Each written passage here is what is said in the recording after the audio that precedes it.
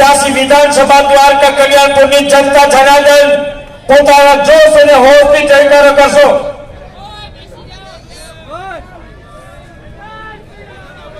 देखो देखो कौन आया, देखो देखो कौन आया, अरे देखो देखो कौन आया, देखो देखो कौन आया, अरे देखो देखो कौन आया। जय श्री राम, जय श्री राम, जय श्री राम, जय श्री राम, योगी जी को जय श्री राम, जय श्री राम। देखो देखो कौन आया, भारत माता की वंदे।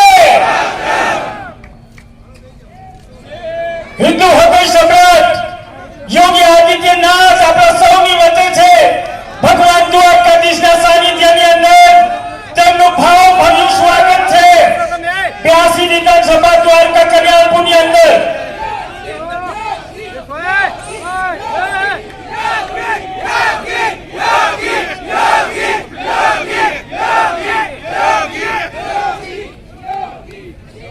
मान्य सांसद सभ्य श्री पूनमबेन माडम તેમજ 82 વિધાનસભાના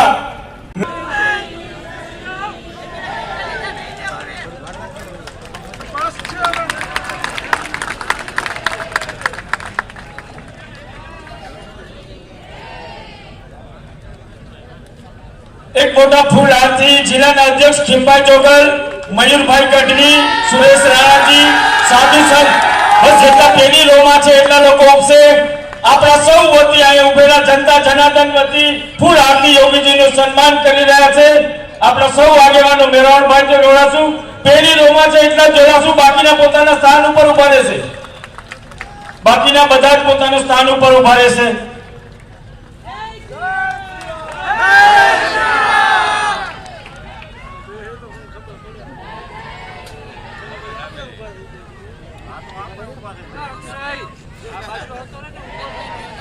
जग्या હોય તો આવીએ ને ભાઈ, ક્યાં જગ્યા આપણે લોક લાડીલા બાર જામનગરના સાંસદ સભ્ય શ્રી પૂનમબેન માડમને વિનંતી કરીશ કે તેઓ આજે આ જનસભાને સ્વાગત પ્રવચન કરશે। શ્રી પૂનમબેન માડમ બધા બેઠા જ, બધા વિડિયો લેવા બેઠા છે, મીડિયા મોટું જોઈ નથી ભાઈ, કોઈ ને રોકા નથી ઉભા અહીંયા। અરે પણ આટલા જણા થોડો યાર, પણ મીડિયા વાળા છે તો હવે વઈ જાય, કયો તો બધાય વઈ જાય મીડિયા વાળા, બસ તો અમે બધા મીડિયા વાળા વઈ જાય સાહેબ। આપણી વચ્ચે આપણા લોકપ્રિય ઉમેદવાર શ્રી પગુબા બાપુના સમર્થનમાં આપણે સૌને આ જાહેર સભાના માધ્યમથી સંબોધિત કરવા, આશીર્વાદ પણ આપવા જેમની સવિશેષ ઉપસ્થિતિ છે એવા ઉત્તર પ્રદેશના यशस्वी मुख्यमंत्री महाराज योगी आदित्यनाथ जी एवा ज मंच पर उपस्थित जेने कोई प्रमाण पत्र नी जरूर नहीं, जेमने कोईनी भलामण नी जरूर नहीं, ई प्रकारे सतत अपनी वच्चे रहेल અને સતત સમરસતાના માધ્યમથી આ વિસ્તારની પ્રગતિ કેવી રીતે થાય એના માટે ચિંતાશીલ, પ્રયત્નશીલ, અને હું માનું છું કે દ્વારકા વિધાનસભા આ વખતે ગુજિત કરાવશે એવા આપણા લોકપ્રિય ઉમેદવાર આદરણીય શ્રી પગુબા બાપુ, મંચ ઉપર ઉપસ્થિત જિલ્લા અધ્યક્ષ ભાઈ ખીમભાઈ જોગલ, આપણી વચ્ચે સતત કાર્યરત એવા સુરેશ રાણાજી, महामंत्रीओ एवं बे भाई युवराज भाई, मयूर भाई, श्री शैलेष भाई, आ विस्तार में भारतीय जनता पार्टी की ताकत में जेमना माध्यम थी उमेरो थयो छे एवा खंभाळियाना पूर्व धारासभ्य एवा भाई श्री मेरामण भाई गोरिया, नगरपालिकाना आपड़ा अध्यक्ष एवा बेन ज्योतिबेन, तालुका पंचायत अध्यक्ष एवा भारतीबेन, बेन उषाबेन, मंच पर उपस्थित जिला पंचायत सर्वे सदस्यगण मंच की अनुमति थी અને સમયનું પણ થોડી મર્યાદાને ધ્યાનમાં રાખી આપણો સન્માનિત મંચ એવા સર્વે જિલ્લા પંચાયતના સદસ્યો, તાલુકા પંચાયતના સદસ્યો, સર્વે સંતો, મહંતો ઉપસ્થિત આપણું ગૌરવવંતું મંચ, મારી સામે ઉપસ્થિત સર્વે આદરણીય કાર્યકર્તા ભાઈઓ બહેનો, આગેવાનો, માતાઓ, બહેનો, યુવા ભાઈઓ તથા બાળકો, આજે વ્યક્તિત્વ તો છે પણ એમની સાથે સાથે એ ઉત્તર પ્રદેશ જે આપણું તપસ્યાનું કેન્દ્ર બિંદુ છે એવા રાજ્યના મુખ્યમંત્રી તરીકે પણ પ્રતિનિધિત્વ કરે છે.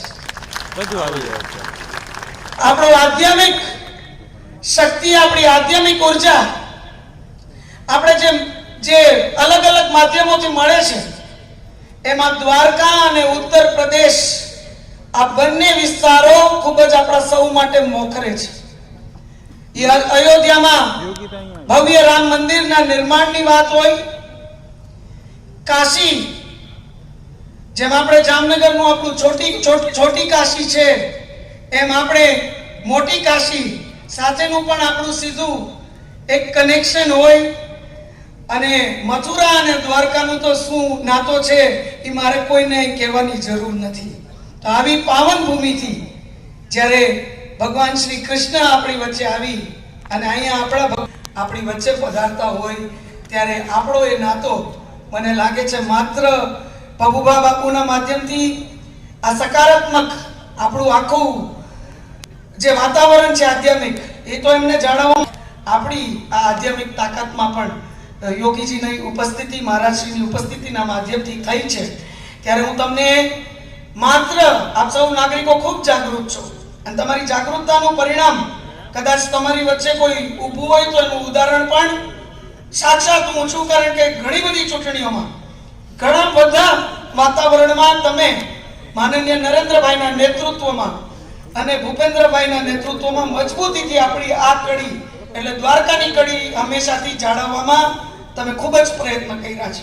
પણ હું માત્ર એટલું જ કહું છું અને તમે બધા અત્યાર સુધીમાં કદાચ જાણી ગયા છો, કોંગ્રેસ માત્ર 6 મહિના ચૂંટણી લડવા જ આપણી વચ્ચે આવે છે. માત્ર પૈસાથી અને અન્ય પ્રલોભનોથી રાતે ચૂંટણીઓ લડે છે. આ બધું તો તમે જાણો છો. પણ બીજી વાત મારે તમને કહેવી છે એ છે આમ આદમી પાર્ટી માત્ર દ્વારકા નહીં પણ સમગ્ર ગુજરાતમાં કોંગ્રેસની ટીમ બી તરીકે કામ કરે છે. અત્યારે કોંગ્રેસની ટીમ બી હોય તો એ આપના ઉમેદવારો છે એટલે તમે બધા ચેતતા રહેજો. એ જાય છે લોકો વચ્ચે અને લોકોને એક જ વાત કરે છે, અમને મત આપો, અમને મત આપો. ઓલા એમ કે ના, અમે તમને મત નથી આપવાના, અમે ભાજપને મત આપવાના છે. તો એને તરત જ એવું કહેવામાં આવે છે કે તો તમે ભાજપને નહીં પણ કોંગ્રેસને આપી દેજો. એટલે તમે વિચારી શકો છો કેટલી હદે અત્યારના ટીમ બી તરીકે આમ આદમી પાર્ટી કોંગ્રેસ વતી કામ કરે છે.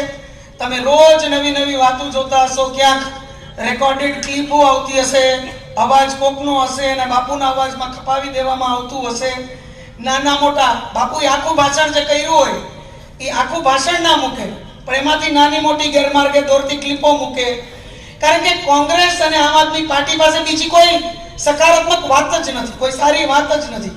એટલે આપણી વચ્ચે આવી નકારાત્મક વાત લઈને આવે છે ત્યારે આપ સૌ ભૂતકાળમાં જેમ આવી કોઈ વાતોમાં નથી આવ્યા, ભવિષ્યમાં નહીં આવો એવી પણ હું આપ સૌને અપીલ કરું છું. અને મને તમારી જાગૃતતા ઉપર પૂરેપૂરો વિશ્વાસ છે. નરેન્દ્રભાઈના નેતૃત્વમાં, ભૂપેન્દ્રભાઈના નેતૃત્વમાં આપણી આ જે વિકાસ યાત્રા છે, આપણી ભાવિ પેઢીને મજબૂતીથી આગળ વધારવાની વાત છે. ભવ્ય ભારત રાષ્ટ્ર નિર્માણ, નવ ભારતના મજબૂત નિર્માણ માટે એમાં દ્વારકા જેનું નામ આજે દિલ્હી સુધી મજબૂતીથી અંકિત નરેન્દ્રભાઈના માધ્યમથી હોય અને સીધી દિલ્હીમાં દ્વારકાની કોઈ ઓળખ હોય તો કઈ ઓળખ છે? શિવ શિવ.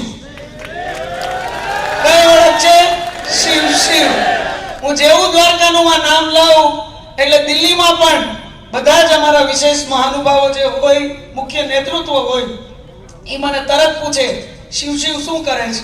એટલે જ એમના માધ્યમથી દ્વારકાનું નામ ગાંધીનગર સુધી અને દિલ્હી સુધી અંકિત થયું હોય આજે જેમની જીતના માધ્યમથી આપણે 8મી વખત એક રેકોર્ડ કાયમ કરવાનો હોય, એમને ધારાસભ્ય નિર્વાચિત કરવાનો, ત્યારે એ રેકોર્ડ મજબૂતીથી આપ કાયમ કરો.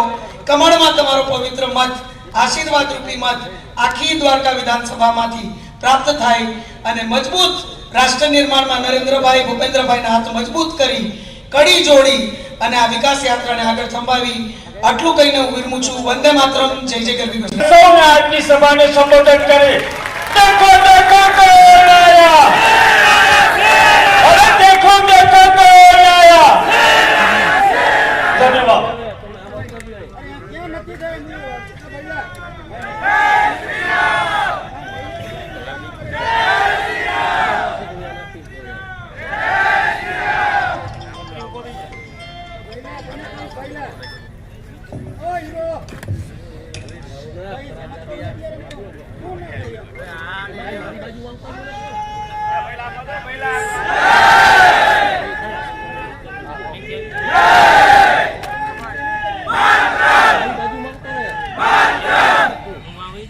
શ્રી કૃષ્ણ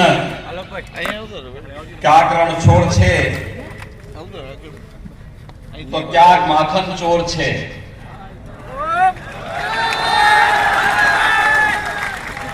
પણ અહીંયા તો દ્વારકાધીશ છે. બોલો જય જય દ્વારકાધીશ.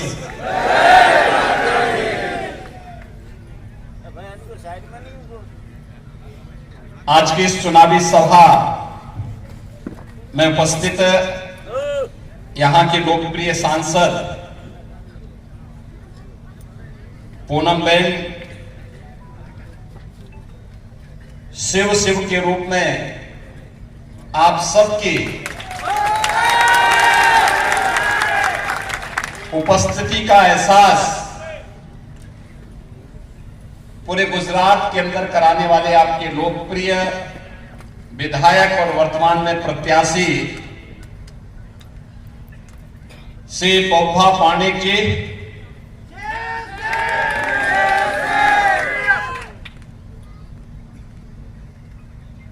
श्री मेलू भाई बेरा जी, खीम भाई, उत्तर प्रदेश के पूर्व मंत्री श्री सुरेश राणा जी, मेरा भाई गौरैया जी, बीडी मोरी जी, ज्योतिबेन,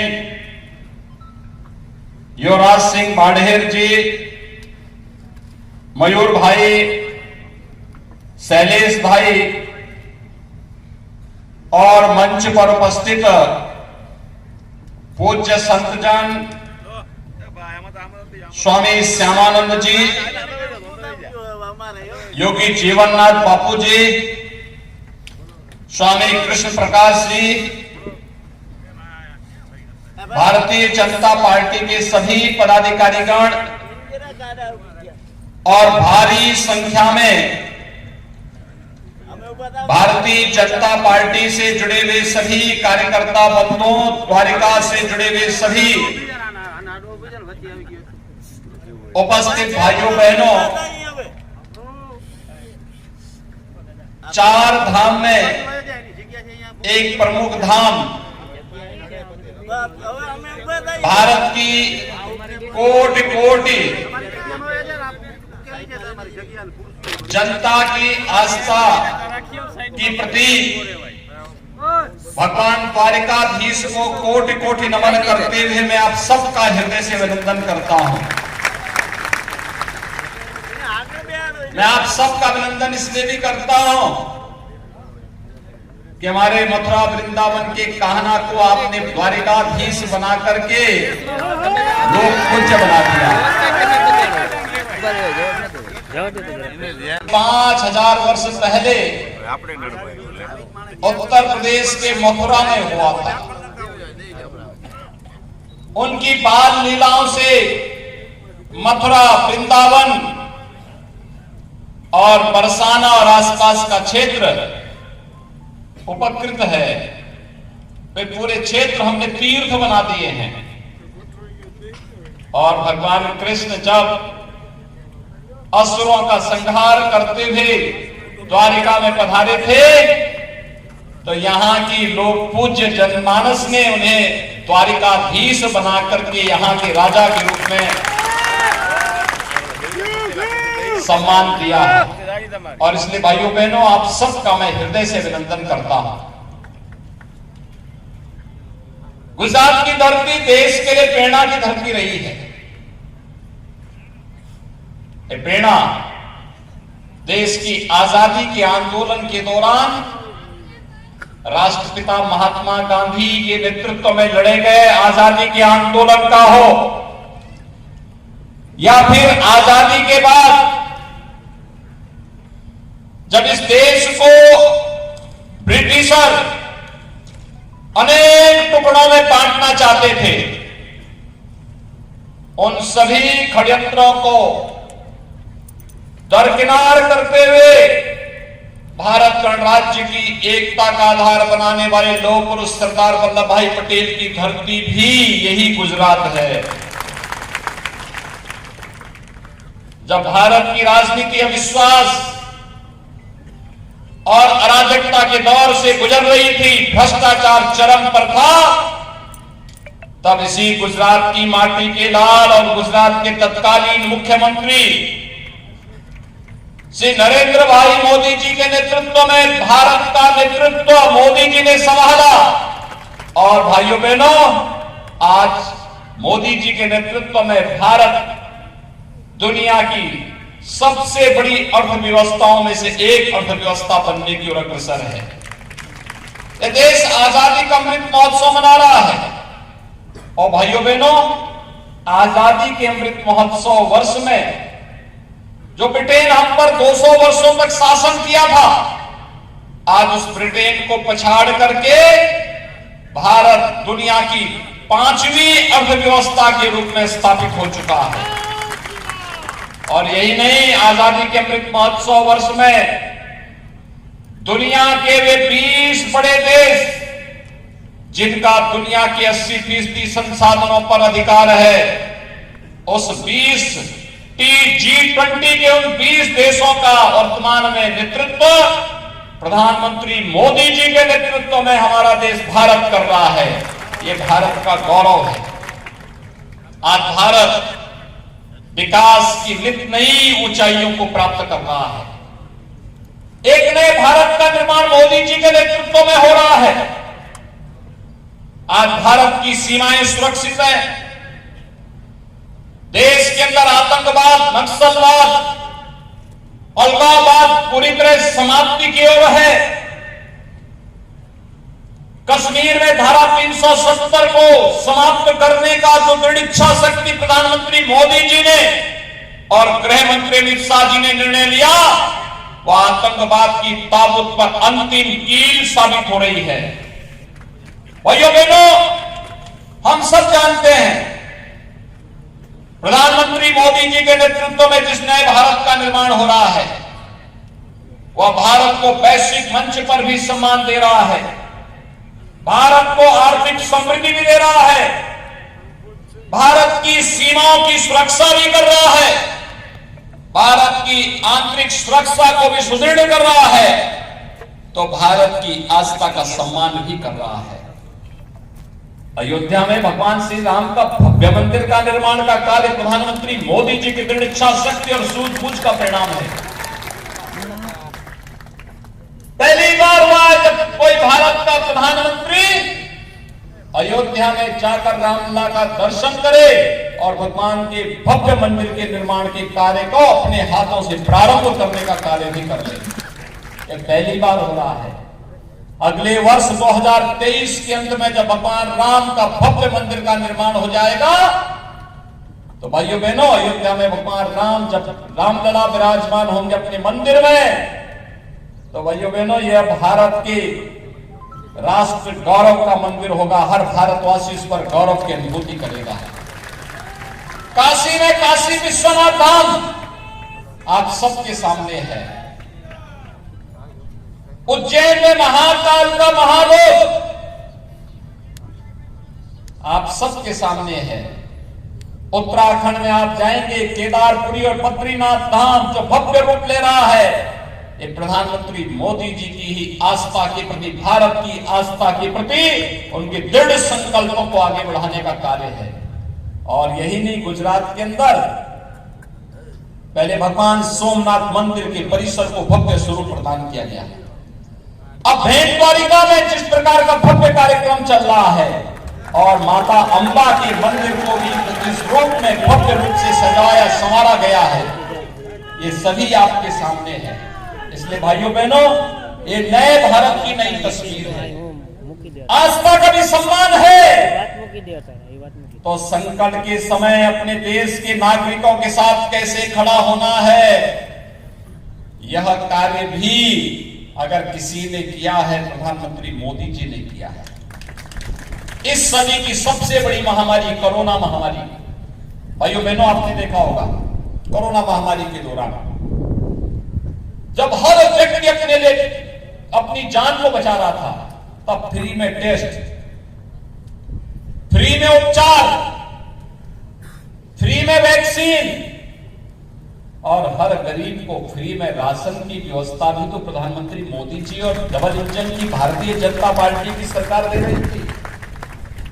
ये डबल इंजन की सरकार डबल डोज राशन का भी दे रही थी।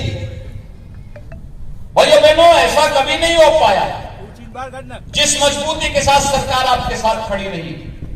मैं पूछना चाहता हूं, अगर कांग्रेस की सरकार रहती, क्या आपका फ्री में टेस्ट करवाती, फ्री में उपचार कराती, फ्री में वैक्सीन देती और फ्री में क्या राशन की सुविधा भी गरीबों को दे पाती? ये केवल भाजपा देती है। अगर कांग्रेस रहती तो क्या धारा 370 कश्मीर से हट पाती? और क्या कांग्रेस रहती तो अयोध्या में भगवान राम का भव्य मंदिर का निर्माण का कार्य हो पाता? जब भाइयों बहनों, कांग्रेस कुछ नहीं कर सकती, न वैश्विक मंच पर भारत की प्रतिष्ठा बढ़ा सकती है, न भारत को सुरक्षित कर सकती है,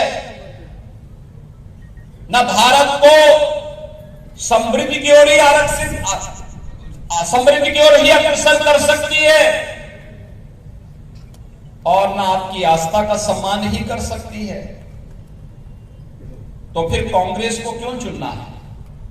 आप जानते हैं उत्तर प्रदेश के अंदर 25 करोड़ की आबादी है। 25 करोड़ की आबादी में 403 विधानसभा सीट है और कांग्रेस के पास अभी इसी साल चुनाव हुए थे, वहां विधानसभा के कितनी सीट है? 2। 403 में से मात्र 2 सीट कांग्रेस के पास है। यानी राम नाम सत्य है के लिए भी 4 लोग चाहिए होते हैं। तो क्या कांग्रेस को कोई चुनेगा? और तो जो पूनम बहन कह रही थी कि आम आदमी पार्टी तो कांग्रेस की ही कार्बन कॉपी है, कोई अंतर नहीं है। रोज उनके कोई ना कोई एक नया घोटाला उनका सामने आता है। किस कदर दिल्ली को इन्होंने बर्बाद कर दिया, किस कदर नौजवानों के भविष्य के साथ खिलवाड़ कर रहे हैं। कोरोना कालखंड के अंदर दिल्ली के अंदर लोगों को कोई सुविधा नहीं दी इन लोगों ने, वहां की जनमानस के जीवन के साथ खिलवाड़ कर रहे थे। झूठी अफवाह फैलाते हैं, झूठा ख्वाब दिखाते हैं, अराजकता फैलाने का काम करते हैं। और इसीलिए मैं आप सबसे अपील करने के लिए आया हूं, भाइयों बहनों, ना कांग्रेस ना आम आदमी पार्टी, केवल कमल चुनाव चिन्ह भाजपा भाजपा भाजपा। और इसमें भी यहां के जो हमारे भारतीय जनता पार्टी की प्रत्याशी हैं, शिव शिव के रूप में विख्यात है। भाइयों बहनों, वह तो एक फ्रीडम फाइटर परिवार से है। द्वारकाधीश मंदिर की पूजा परंपरा से जुड़े हुए हैं, शिव के अनन्य भक्त हैं। तो हमें तो भक्त ही चाहिए, सेवक ही चाहिए, जो सेवक के रूप में आम जनता को जनार्दन के रूप में देख करके लोकतंत्र के सही मायने में पुष्ट कर सके, उसे मजबूत कर सके। और मेरे लिए प्रसन्नता का विषय है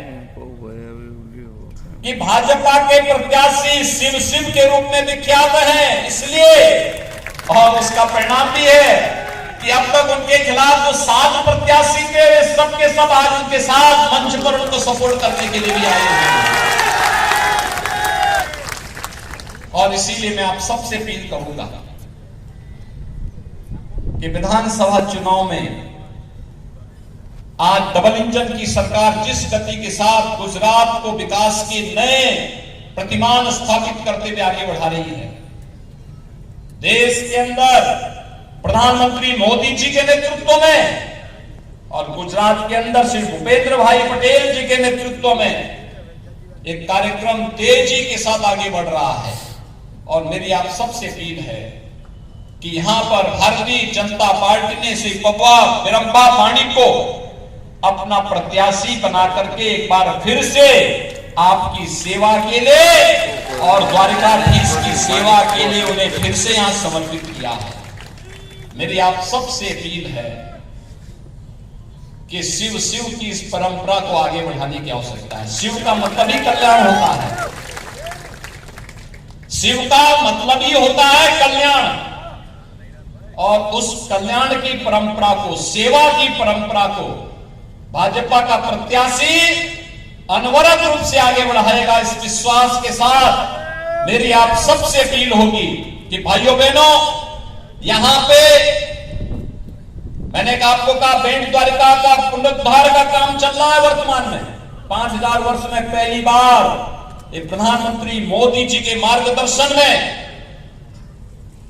भूपेंद्र भाई पटेल के नेतृत्व में आज ये सारा कार्य यहां पर हो रहा है। विकास के जितने भी कार्य हैं, गुजरात आज इंफ्रास्ट्रक्चर डेवलपमेंट का, पावर सरप्लस स्टेट के रूप में डेवलपमेंट के अनेक कार्यक्रमों के साथ देश के अंदर एक मॉडल के रूप में जाना जा रहा है। और यहां का जो सतवारा भवन है, यह भी तो नरेंद्र भाई ने ही यहां को दिया था, इसका शिलान्यास भी उन्होंने किया और इसका उद्घाटन भी उन्हीं के वरद हस्त से संपन्न हुआ था। हर विकास की हर इमारत पर यहां पे नरेंद्र भाई का नाम लिखा हुआ है, उनके वरद हस्त से सारे कार्य हुए हैं। वे निरंतर गुजरात के बारे में चिंतित रहते हैं। और इसीलिए मेरी आप सबसे अपील है कि भाइयों बहनों, हम सब गुजरात के विकास के इस अभियान को आगे बढ़ाने के लिए कमल चुनाव चिन्ह को अपना पूरा आशीर्वाद दें। मेरी आप सबसे अपील है, अपना प्रत्येक वोट 9 महल तो 6 बन्ने हाथ उठानी ने हमारी साथ जोर थी बोलो, मतदान ना दिवसे वो भाजपा ने वोट करी, फरी जंगी बहुमत थी, भाजपा की सरकार बनावसी। भारत माता की, भारत माता की, भारत माता की जय जय द्वारकाधीश, जय श्री राम, जय जय श्री राम।